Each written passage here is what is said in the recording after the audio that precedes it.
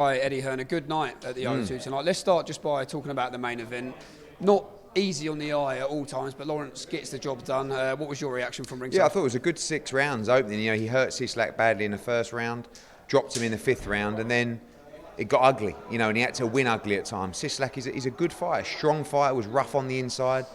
I felt that Lawrence sometimes, you know, fell in too much and didn't allow him space to do his work, but a good 12 rounds of learning. And, you know, some people might not want to watch the second half of that fight in terms of learning, but it was important for Lawrence Okolie. And sometimes after, you know, a string of really impressive performances from him, sometimes you do have to revert to type to win ugly sometimes, and that's what he did in the second half of that fight. So it wasn't the prettiest during that period, but a great atmosphere, incredible performance as well from Cieslak, who didn't stop trying and took some huge shots in the second half of the fight. We know Lawrence has been chasing unifications. He's been frustrated. Mario Breedish, shall I call him, was here tonight. A little bit strange, but is that the logical fight to make next if we can? It's the best fight for the division. I mean, I think Lawrence is the best cruiserweight in the world, but you'd have to say Breedish has also got the right to call himself that, particularly with his resume. He's a strange one, Breedish. You know, like I turned up tonight and I forgot that I'd called him embarrassing online, and he sort of put that to me. And my bum went a little bit, but and then he dressed up as Super Mario Brothers. But I don't know. Look, you can't doubt the guy because he's boxed at the highest level. He's boxed everybody. I just feel like that's the fight to make in the division, and if we can do that with Kala and the guys, we'd love to get that made. He has got to fight Jay Apataya, the mandatory. So if we can fit in Gulamarin and Makabu's without a fight at the moment, I just want to see Lawrence unified before he moves up to heavyweight, because I think it would be a waste if he didn't. And that move is inevitable. You know, looks a little bit tired in the sort of closing stages of the fight. He's coming down from a big weight. You know, I think you'd see him up at heavyweight at probably 17 stone. So that move is inevitable, but I really want to see him unified beforehand. It was a bold decision to throw Olympic champion Galal Yafai straight into a 10-round title fight tonight, but he came through with flying colours. How excited are you to be a part of this journey? I was petrified after 2 or 3 rounds because Bautista looked like he wasn't going anywhere. You know, he looked like he could punch as well. Galal copped a few. He didn't stop trying, and it was the calmness of Galal Yafai that impressed me the most. You know, his precision, his shot selection, his fitness as well. Even when he was put under pressure, just stayed calm at all times. And, you know, he looked a guy that was mature beyond his years tonight in terms of his ability. And the perfect opponent, really. And it shows you these Olympians, they don't need to have 4 and 6 rounders against fighters that shouldn't be in the ring with them. And for Galal, I really believe you've got a world champion there within the next 12 months. Not every fight's going to be thrown in a 10-rounder and tough fights. You know, maybe there's an 8-rounder on the Canelo card, and this is the beauty of our platform. You know, we can put our young stars on Taylor Serrano at Madison Square Garden or Canelo Bivol in Las Vegas, and he's the guy that we need to do that to. So I thought it was a fantastic performance, and, you know, he's an outstanding talent. You've been in this sport for a long time, your whole life, really. I just wonder, I don't want to make you feel old, but I just wonder, where did that overhand right from Jordan Gill rank in terms of what you've seen in a ring? Just the most unbelievable thing. I mean, I felt like Dave Coldwell was probably on the verge of thinking, you know, for those who don't know, Jordan Gill perforated both eardrums. He couldn't stand up at all. So he took the decision with Dave Coldwell to stand against the turnbuckle with his leg touching the turnbuckle and just get beaten up, but just have a chance with a shot from the gods. And he landed a shot from the gods. And if you watch it back, when Guerfi was out, Gill went over. He couldn't stand up. It was just an amazing act of bravery. It was an amazing act, a moment of just pure... I mean, I said to Darren Barker, who's sitting next to me, I said, can you imagine if he just landed a haymaker on him and knocked Guerfi out? This was literally 30 seconds before the knockout. But when it happened, it was like a dream. And I'm so pleased for Jordan. He's been through so much, and he was controlling the fight. And then he took a few and he got knocked down and his eardrum went, and it was just, the fight was over. Finished. It was over. It was not even, he had no chance at all to win that fight at that stage, because he couldn't move from the corner. So even if he stunned Guerfi, he couldn't even follow it up. The only way he could do it was to knock him clean out. And he did it. It was unbelievable. Oh, steady. That win's put him right in the featherweight mix, hasn't it? Dave's talked about having one defence before pushing on to world level. One man he's talked about facing is Isaac Lowe. Is that realistic? Yeah, I think it's a good fight. Isaac Lowe and those two have had good back and forward on social media. He's a good fighter as well. It's a good European title fight, and that's a fight we'd like. But, he's going to have a significant rest. I think he had a little hand injury and hematoma on the eye was coming up. It was a brutal fight and just an amazing performance. What did you make of Anthony Fowler's performance back up at middleweight tonight? Good. I mean, again, amazing atmosphere from the Polish in here, and he was very tough, Maciek. I think it was a perfect opponent to move up to middle. I think he's going to have to be sharper. It's just a question of can he carry his power up at 160? At 154, he was such a huge light middleweight. He punched very hard. So we'll see as he moves up the levels. A lot of big fights out there for him domestically and internationally. And I'll be looking forward to getting him back in the summer. He said to me he'd love to see the Felix Cash fight. Yeah. Is that one you'd like to see? Great fight. I mean, Felix looks like he's going to get the European title in April or May, and then love to make the European title fight between the two of them. It's a really good fight. Campbell Hatton, I was interested. I was saying to him, in a month's time, exactly from tonight, it'll be a year since he made his professional debut in Gibraltar. When you look at the comparison from the Hatton that night to the one we saw tonight, amazing. I was shocked by his performance tonight, to be honest with you, because I felt that was going to be a really tough fight. I mean, look, he got a real gimme in Spain last time, and he deserved it after the Spurs night. But tonight he fought, a good, solid domestic pro.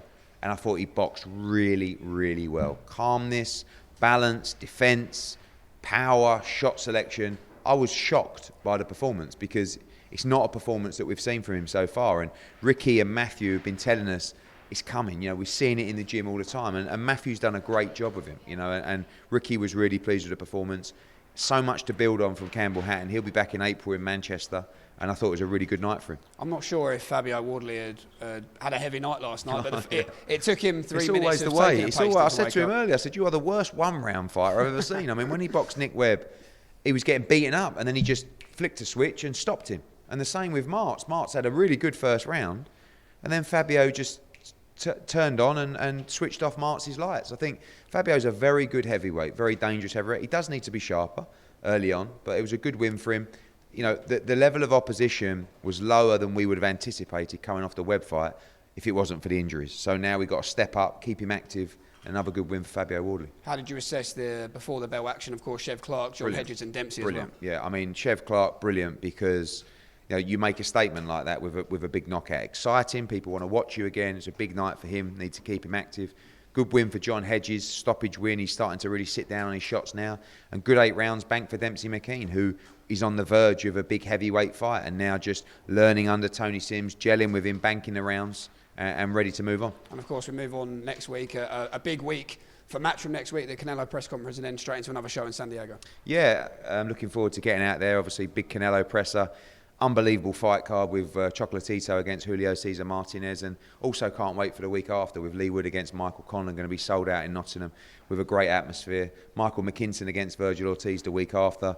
Another sellout pending for Kiko Martinez against Josh Warrington to become a 2-time world champion. And then April, of course, Conor Benn to be announced, and Taylor Serrano, and then moving into May with Bivol against Canelo, probably Boazzi against Richards, and probably AJ, and moving into June. So non-stop action. One thing I do just want to ask you about, Eddie, just before you go, is last night's events in Glasgow. What was your reaction, and how did you score the Taylor-Catterall fight? I only turned it on, I think, in the 5th round because I was following it on social media and everyone was saying 4-0 to Catterall. So I was, turned it on, watched the rest of the fight. Even from the 5th round to the end of the fight, I had Catterall winning the fight.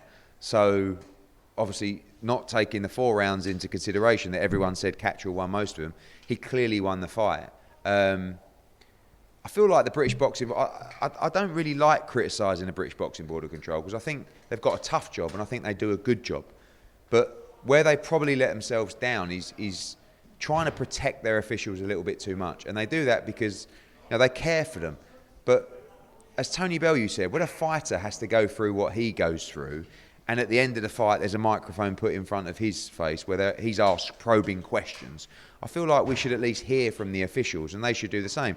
Whether that's from the Board of Control, whether that's from the media, I don't know. But you have to answer, in any job, if you perform badly or you make mistakes, you have to justify your position. And I feel like that's the same. I also worry about the development of young judges coming into the sport. Since I've been promoting, a lot of those people who were scoring last night have been judges and officials. And they are good judges and officials. But where is the next generation of judges coming into the sport? And the problem is it turns people off the sport. And I don't think that there's anything untoward. People talk about corruption. Rubbish. But sometimes people perform badly. And the problem is this is one of the few sports where a judge in that position can completely rip your heart out and ruin your dreams. Jack Catterall should be the undisputed champion. And I was watching that fight going into the 10th and 11th round going, I can't believe Jack Catterall from Chorley in Lancashire is about to become the undisputed 140-pound champion. And you can say, yeah, he'll get another chance, but he'll never get another chance like that. He'll never get another chance to be undisputed. He'll never get a chance to turn a few 100,000 into a few million and to create a legacy that will be remembered forever. So it's over now, it's done. But we need to learn from it, move on, and people need to be accountable for the poor job that they've done. And 114, 111 particularly, it's impossible, really. So why? All we need to know is why did you score it like that? And in the past, the board have spoken to their officials, but they always want to defend and justify them. Maybe it's time that changed, and hopefully a rematch is ordered because he, like I said, he deserves to wake up this morning as undisputed world champion. And it seems a common theme because our shows haven't gone without controversy either. Not just the British Boxing Board of Control. You seem to get the blame for it. I get the. I mean, it's quite nice last night not getting the blame for it, but it happens all over the world every night. And sometimes, judging a fight is, it's opinion. But you can't get it wrong to a point where everybody in the world had Jack Catterall winning, apart from the three people that mattered at ringside. That doesn't make sense. So, but we see it. It's not just the British Boxing Board of Control. It's hard, when you're representing a fighter. Sometimes you fall out of them. I with Felix Cash the other week. A fight that was basically Felix either won by a round or it was a draw. You had a 10-7 round and a 10-8 round or a 10-9 round, but it was a 10-round fight. And one judge gave it to Felix Cash by 4 rounds. That's impossible. Mathematically. It's mathematically impossible. But that wasn't a British Boxing Board of Control official. And I had to say after the fight in an interview, sorry, but I don't agree with that scorecard. And Felix would say, oh, cheers, mate. Well, you got my back. But there's no point lying about it. It's hard when you're, Todd DeBerth had to do it last night, and he had to speak. He probably thought Josh Taylor lost, but had to sort of find a way to justify the decision.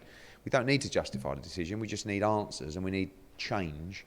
As long as there's some kind of change in learning process, but it still doesn't take away from the fact that Jack Catterall got robbed last night of an opportunity to change his life and a moment he should have remembered forever.